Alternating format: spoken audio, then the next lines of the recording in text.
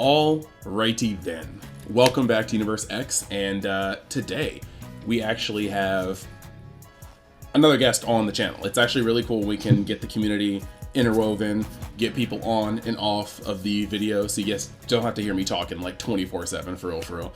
But right before we actually get into the introductions and what you can already see the videos about in the title, I just want to have the normal plug status. Like, if you like the content, think about hitting that subscribe button. I actually have a link to a Patreon for a team that's kind of just coming up, and you can look at that Patreon. I'm sure there's actually a YouTube channel attached to that, but I'm gonna let him actually introduce his channel a little bit more.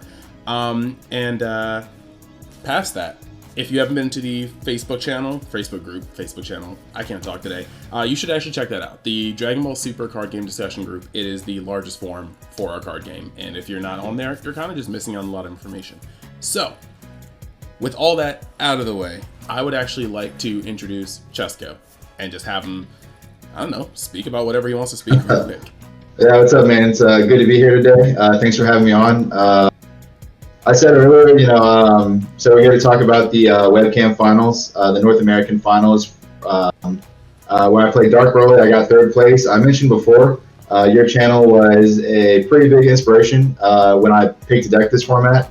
I saw a lot of your Dark Broly videos, and I thought the deck was really cool, so I decided to pick it up, see what it was about, and I ended up really liking it. Put a lot of work in myself, and was really happy to get third place at this event. It's actually just beyond cool, just kind of seeing that happen. Yeah. Like, it always feels good when like reach happens, and I feel like that's the whole point of like content creators with card games. You want to be able to mix, because you have your play groups at your locals, you have your friends that you talk to, but when people start putting up things on Patreon, start putting up things on YouTube, even when they start live streaming games on Twitch, you start really mixing everything, and I feel like that's just the best dispersal of just information in general. Yeah, so. Absolutely. Yeah, I'm really the type of player who I don't really like to play test the next format until the cards are out. So like I won't even read cards honestly until like I'm opening packs half the time. So when set 11 was coming out, I completely ignored it. I was like, yeah, whatever, I don't care. Finally it came out and I was like, oh, now I need to find a deck to play. And then I kind of look around to see what everyone else is doing to get like a feel on. I'm gonna do the same thing for set 12. I haven't looked at any of the cards yet. I'll figure it out when I get there. So just so you guys know, in case you got bodied by this man this weekend, he's probably looked at those cards for all of like a month and a half, and then scraped you up. I just had to put that out there. I just need to... Yeah, but in that month and a half, I've been putting the time in, man. I usually play. I try to play every day. You know how it goes. I don't really play every day, but. Whether it be some of my friends on Webcam or hit an untapped game or two, or even really just like sitting and looking at your own cards, and I call it gold fishing, where you're just trying to like learn your own lines of play and stuff. I try to do that at least a couple times a day when I'm in like competitive mode. Literally, I feel like almost any player that just sits and tries to get competitive solitaires, goldfishes throughout the evening. Like, it's just kind of essential. Yep. So, I guess from here, unless you have anything else you want to add, we can go into the deck list and show everybody what you piloted to that third place finish. I got you. I guess let me shout out the team real quick. It's called Beats CCG. Look us up on YouTube. We're a pretty new team, trying to get a little bit of exposure out here and there. We're going to be producing content in the future. I'm glad Chris here let me on to kind of talk about that, do a little collab video. But yeah, man, just check us out. Hopefully we're going to have good content coming up in the future. I'm excited to see them like blossom, and hopefully in the future we can work together. It'd just be pretty awesome. But any links that Cesco gives me is going to be in the description, so you can just go to all those places. I know the tournament report will be on their Patreon, and for free, if I'm not mistaken. Yeah, we're just using the Patreon kind of as like a content hub, for now. Everything I'm going to post on there is going to be free. I'm going to have some general stuff like this, like events I go to, but I'm also going to have something, in terms of my own player insight, things I've learned over the past 15 years of playing card games that I'm going to try to put in. That's the hard part, right? I know it in my head, and I got to put it into words. That's the hard part for me. Dig it, I dig it. All right, guys. So yeah, we're gonna real quick take a cut, and then we'll get it over to his deck list in a moment. All right, so we're actually here with the deck list, and I'm excited just to actually see it. I mean, I'm a huge proprietor of Dark Broly. I definitely like seeing every list I can, and I think Cesco is actually the same way. So without further ado, I'll just let him get into his deck list. I got you. Okay, so if you watch this channel, you know what the leader does. You know the correct awakening procedures. You know how good the awakening turn is, and you know how good the leader can be on the backside. So start. I do like the one drop package. I know we briefly talked about not playing it, but I don't know. It feels very card efficient to me. In the first 2 turns, you're probably not going to mill enough, especially definitely not turn 1. On turn 2, you're generally not going to mill enough to play a Dark Broly for free. But with the one drop package, it lets you play those cards a little earlier. So going with the 4 one drop, I play the 4 ball. And then with that, I play 3 of each Toa. So this Toa, we know, searches ball from deck or drop. Most efficient, like this is good turn 1, turn 2, play the 1 drop, pop it off with the ball, tap 1, add the ball back to hand. This Toa just cycles any 30k from drop. If, let's see. Yeah, I only play 3. I never felt like I really needed more than 1 ever. So playing 3 felt fine, especially with Power Burst, you just get it back. So the recycling of Power Burst is mad crucial. Yeah, exactly. And so because we're in best of 1, I wanted to main deck sideboard cards. I'll probably, moving forward with this, I'll probably just keep all of this in the main board. This was really good. Makekabura ended up being one of the best cards in the whole deck. You call anything, man. Pretty much any matchup, it has minimum 1 good target. So I played it probably every game. Round 2 was Sin Shenron. I call it Sin Shenron 4, locking him out of the evolution. Let me think. Against Soul Striker, you can call Trunks Future 3, which locks him out of Heroic Prospect, or you can just call like Abune 4, which Abune is a pretty good card against this deck because of its just its wide swing. Then obviously there's the mirror match, there's Gotenks, Red Broly. I played against Invoker and I called Vegeta 3, and so he just he passed his turn on 3 with 3 energy up. He had nothing else to do. And then, Black Mass Saiyan helps you awaken, or it just prevents them from doing random shenanigans. The only matchup I actually lost was to Reboot Gohan. I kind of tricked myself. He was playing Hirudegarn stuff, and I didn't know what any of the cards did. So I was like, he summoned Minosha, and I read Minosha and was like, summon Hirudegarn from deck. I was like, all right, whatever. I tapped 1 for Black Mass Saiyan, and then he just killed me with the leader because I didn't have any energy. I didn't have enough energy left over for the 3 negates. So I kind of just played myself with that one. But, very good card. I played Double Gravy. When you combo with it, you put 2 black battle cards back, combine that with your leader. That's 6 a turn. That's generally going to enable any play you want it to do. For super combo, I like this one. I was playing the one that was just 0 mana 10k at first because I wanted to combo sometimes on the front side of my leader. But this one is generally just better value. You can put back like Dark Broly's if you draw them, and that way when they're back in the deck, they're a target for ball. And then what I really like doing is you can put ball back and then just search it with Makekabura the same turn. So I do that all the time. I'd like swing with the Dark Broly, super combo, put a ball back, activate Makekabura, add ball back to hand. It's just heavy plus basically. Yeah, and the draw 2 super combo is like so much value because once you flip over, your ability to go through your deck kind of like craps on itself. So like yeah. So there's just certain cards you want to dig for, like Double Champa. I only played 2. I would consider bumping it to 3. It's like I only ever needed 1 because you're gonna win with it, and it was just like, well, I had it when I needed it every game. So I knew you were playing 4 at first. I was like, man, that's a lot of Champa. Oh, dude, most of my play group is like blue, and like so because of that, I got tired of like Zeno sitting at like always 3 or more counters. I got tired of like you got to hit your opponent sometimes 8 times with this deck, and I wasn't trying to do that. So I just played 4 Champas because I was tired of playing blue. Like understandable, yeah.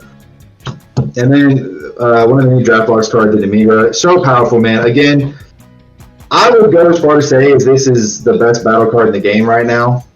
Maybe other than Secret Rares, but it just feels so good. Once you play one, you're like, oh, that's so good. And then you play one on the next turn, and you're like, I win the game. Like, I don't know what deck. A lot of decks have trouble clearing this, especially turn 2. Green is green. Green has options to clear it. That's fine. But if you think about other decks in the meta, like Sin Shinron, they can't clear it on turn 2.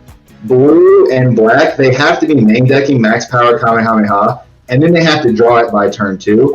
So if they don't main it and draw it, he's staying on board.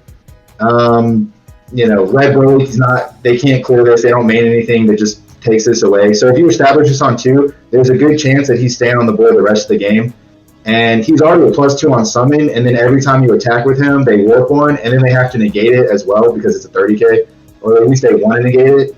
And so it's a -2. This dude Flying Nimbus did, and I was like, oh, you just discarded 3 cards from hand, I win. Like he Flying Nimbus, I was like, oh, I just won the game. Like you have 4 cards in hand now. I don't care. Oh no, I definitely feel it. I had on camera, friend just violent raised it, discarded it on a DBro swing. And it's so value. Yeah, it's like, I mean, Red Bro might be one of the, I'd say, even matchups. I don't think this deck has any bad matchups, but I guess we can get into that later. Brainwash no more. So the first effect, let's see, what is it? Tap 1 black, discard this card, crit life, you don't take damage from the battle. The whole time I've played this deck, I've done that like twice. Whenever you do it, it wins you the game, right? It just, it's reminiscent of Shigesh Kid Goku, where they're going to shotgun their whole hand into a double or a triple strike, and then you just don't take it, and you win on the crackback.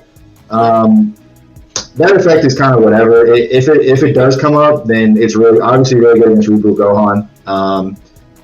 Its overwhelm effect is really, I think, the reason you can actually play it, though, is when you overwhelm it, it puts 3 back in the drop area.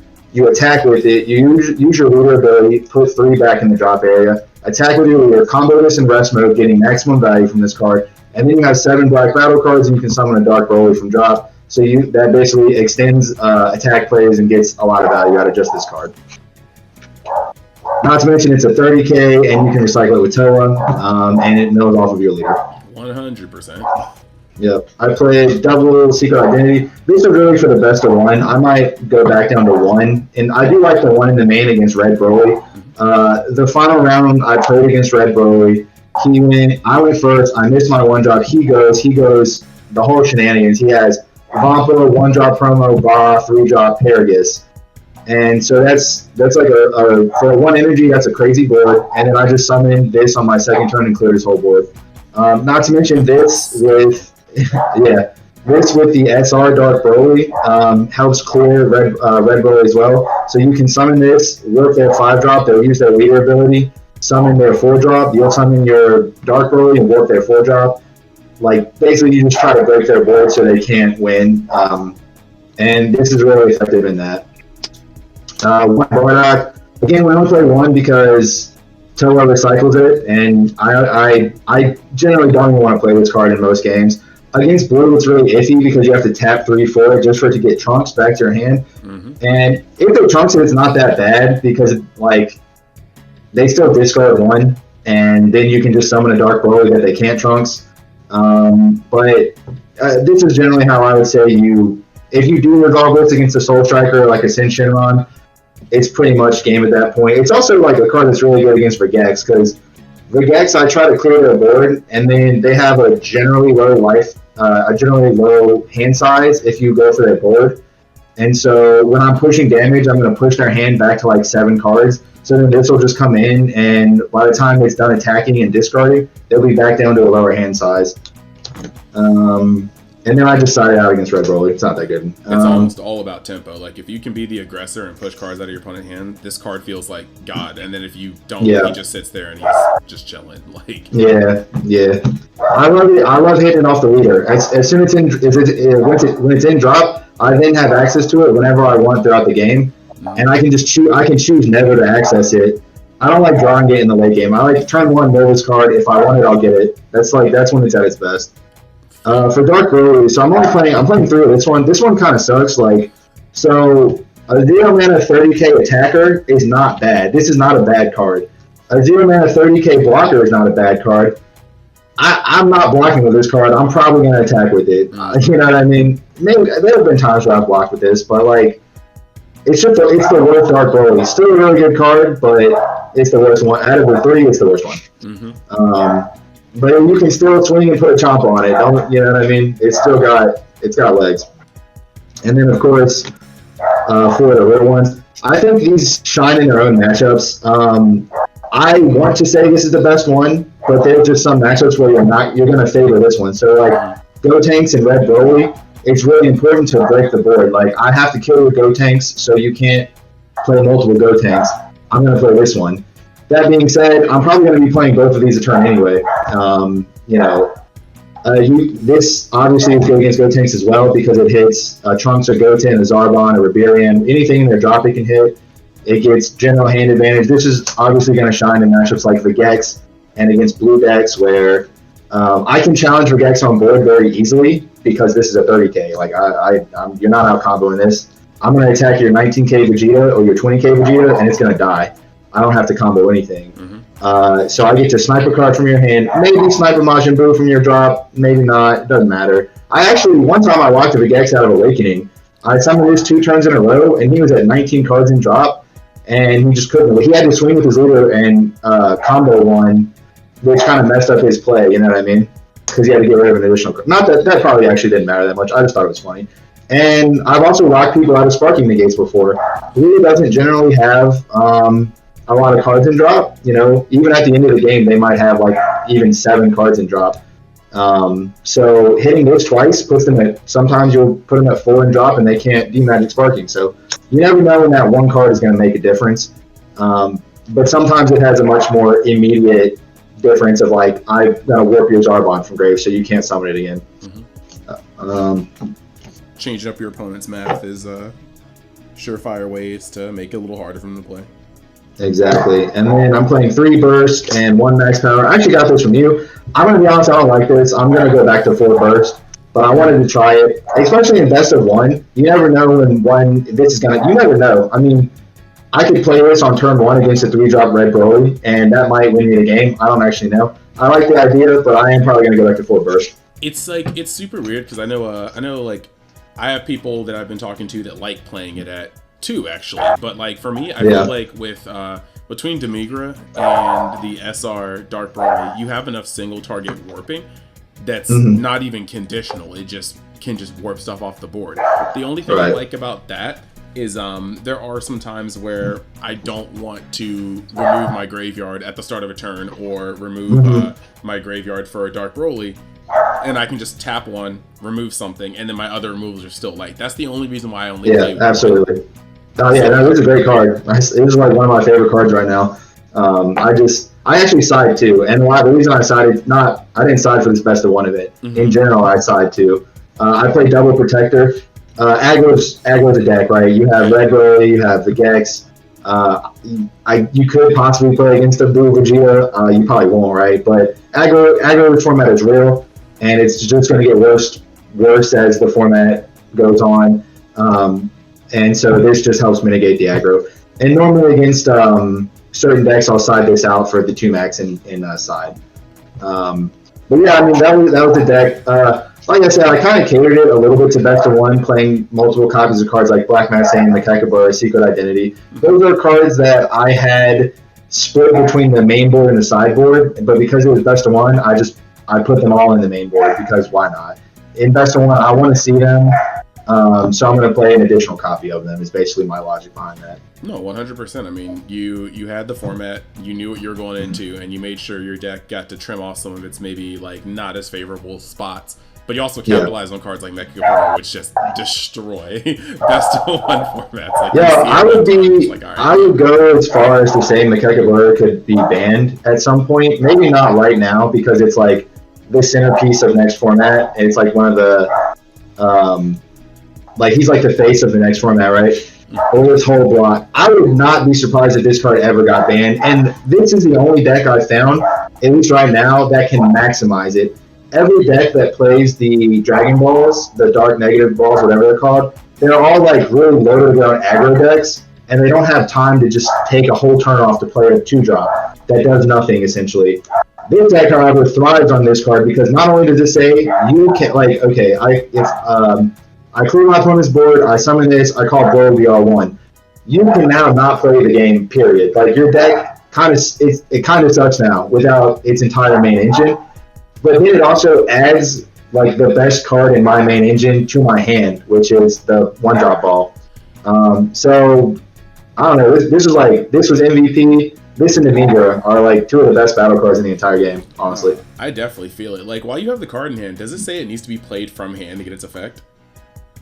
When this card is played, no. So no, you can get it from more. There's some Shroom cards, some Shroom and Salsa cards that just like straight up just like take a Demon God or Demon Race that's 2 or less from your deck and just slap it on the field. And I'm like, oh, nah, man. Like, interesting. Just thinking Damn, so you can summon this card from the deck next set? Oh my god. Like, I'm going to do a little more research because I just did the video for that and put it up. But I'm pretty sure, like, some of them say vanillas and some of them are just, like, 2-drop. And I'm just like, bro, like, imagine your opponent checking your graveyard for battle cards and you're saying, no, I don't have any, like, bet, Mechagavora. Yeah, we're going to look into that. We're going to look at Yeah, I think this card should just be played more. I don't know. I think this whole deck should be played more. I haven't really seen any. I think I was the only Dark Blue player at top, which is cool. I'm happy about that.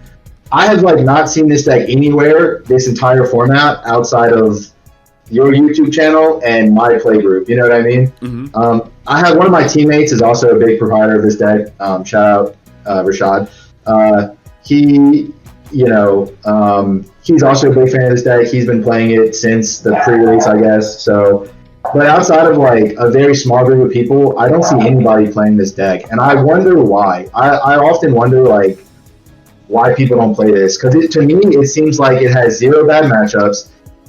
I don't think it's the absolute best deck in the set, but I think it's a deck with no bad matchups, which makes it high tier 1. That's how I look at it.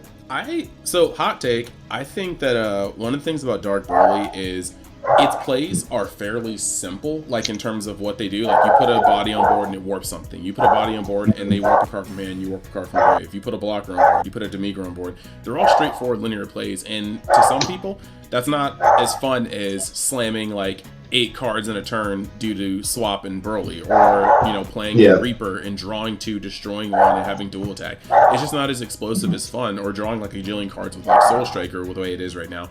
However, on top of having those simple but effective plays, I feel like Dark Broly is very, very, very punishing for not sequencing correctly. Oh, absolutely. You can squander your graveyard and overwhelm when you could have really just had a different sequencing of combo and gotten off of Broly and then you're overwhelmed. And there's a whole bunch of things that go into it, and when you mess up, you really kind of just put yourself in a bad position. I feel like that level of high like sequence skill cap versus not as fun explosive plays is what keeps people away from the deck personally. That's fair. Yeah, that's a really good point. The whole first week I played this deck, I almost thought it was borderline bad. I was like, I can summon 1 creature a turn. This deck's not that good, and then like something just clicked, and I was like, oh, this is nuts. Like I'm sure you've had your turns where you summon all 3 Dark Rose on 1 turn, and you're like, oh yeah, this deck's amazing. Or more often you get 2 a turn, or maybe 1 Dark Rose, 1 Overwhelm.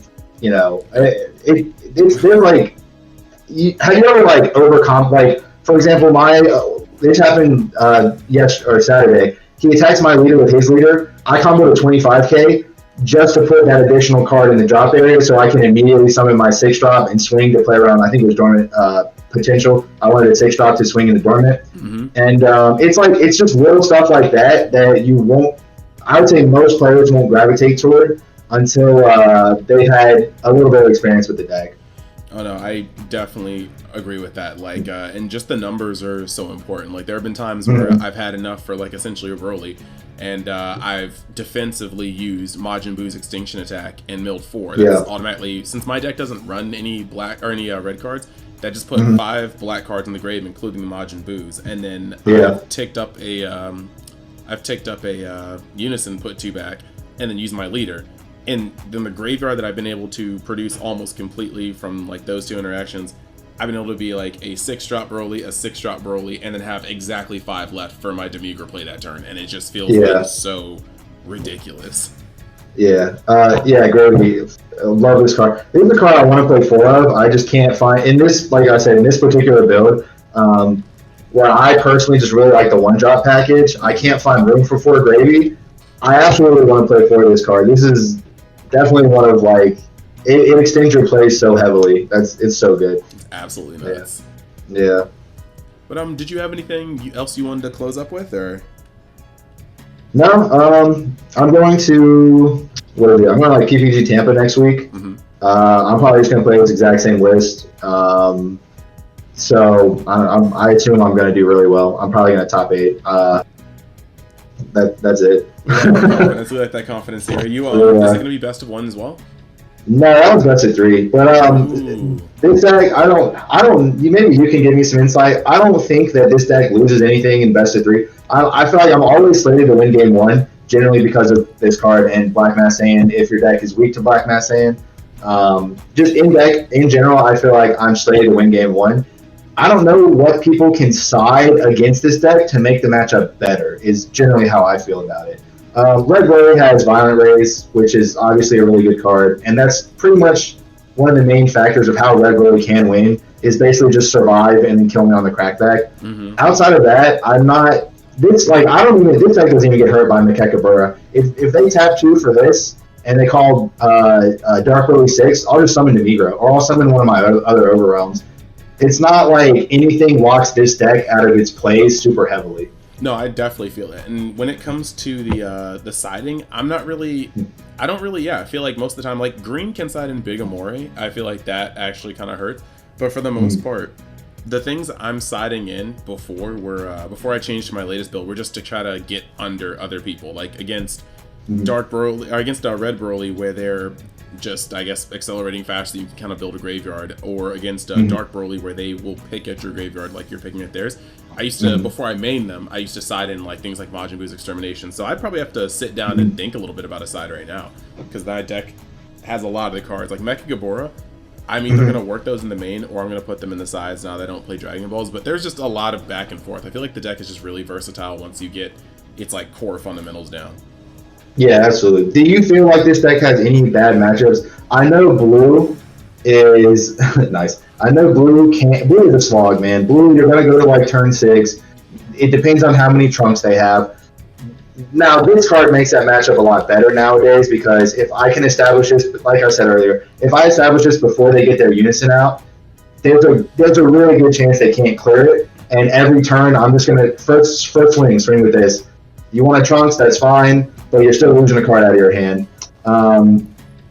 I know Blue is a slog. I would say Blue is more 50-50. Red Broly, I would also say is 50-50. Yep. Outside of that, I don't think this deck has any straight up bad, I'm probably going to lose matchups. Yeah, I mean, like, personally, from where I stand right now, when you face green, it is pretty, like, back and forth. I feel like knowing how to play against Gotenks is kind of one of the best things about that deck, more than the matchup almost sometimes. Yeah. Like, I mean, just, like, the deck in specific, not really the color. Yellow is weird because, like, Sin Shenron should be our best matchup, but I found out the hard way playtesting with my friend Vasquez. You can't lean on Demigra like you do in lots of matchups against Sin, because Sin has Hazy in their hand. And so one of the hardest things about it was before you were producing all these free bodies, and they're like, do I really want to discard 2 cards to destroy a Dark Broly that's just going to come back next turn, or maybe even this turn? But now it's like, do I want to discard 2 cards to destroy Actually, yes, 100%. Yeah. And so it just kind of gets blown up. It's a 2 energy investment. So Yellow, you kind of have to revert back to like pre-Demigra like days and just like punch at them as hard as possible.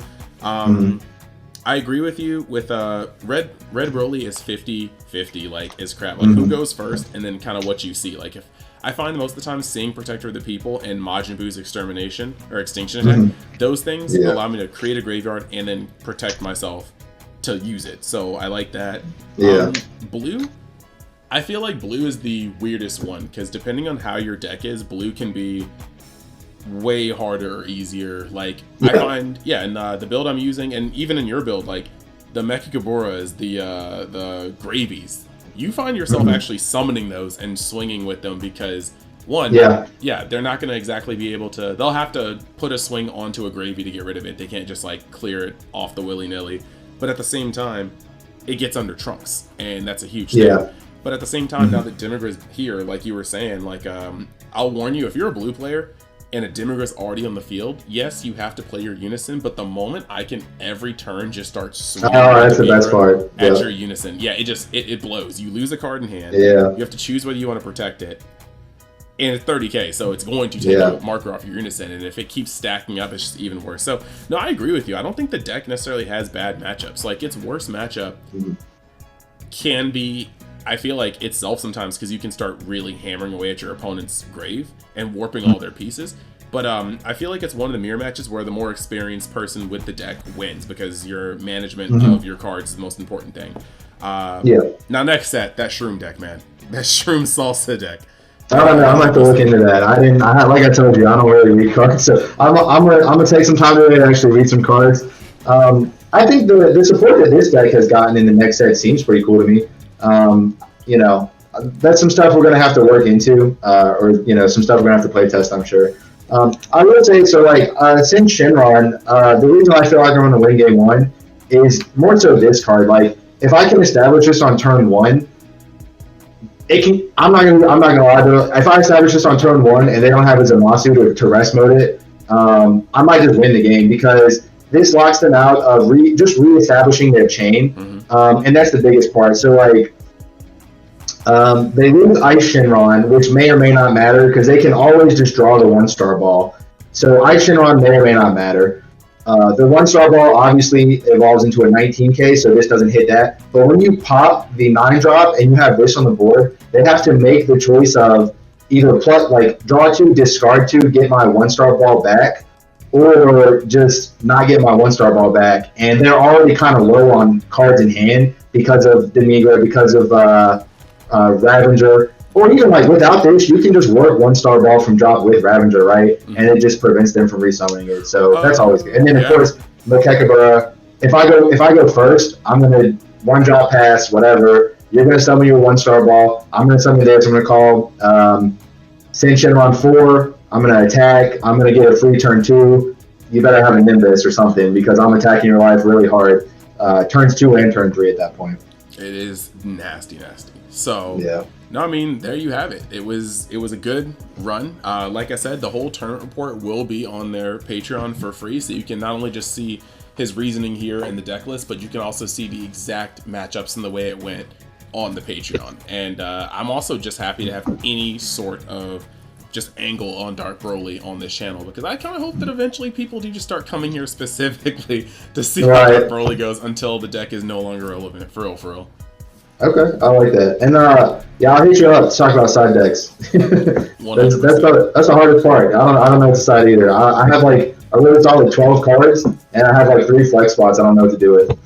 I think I only really start with 4 because Haru is just actually juicy in certain decks. Yeah, that's in there. All right. Thank you guys for watching. I hope you guys learned something, found a little base to kind of like just, you know, go from. There's just, like I said, it's always cool to blend that information and build a larger base for us to just work with. So thank you guys for watching. Thank you guys for just supporting in general. Thank you for being on the channel, Mr. Cesco. Gotcha, boss.